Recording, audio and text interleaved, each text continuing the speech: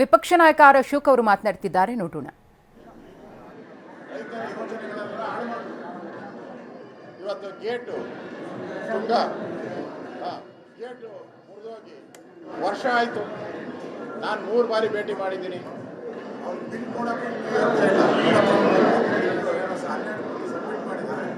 ಕೊಡೋಕ್ಕೂ ಯೋಗ್ಯತೆ ಇಲ್ಲ, ಅಷ್ಟು ಪಾಪರಾವಟಿದೆ ಸರ್ಕಾರ. ಒಂದು ಕಡೆ ರೈತರ ಆತ್ಮಹತ್ಯೆಗಳು, ಇನ್ನೊಂದು ಕಡೆ ಇಲ್ಲಿ ಕಾಂಗ್ರೆಸ್ ಸರ್ಕಾರ ಒಂಥರ ಜಾಲಿ ಮೂಡಲ್ಲಿದೆ.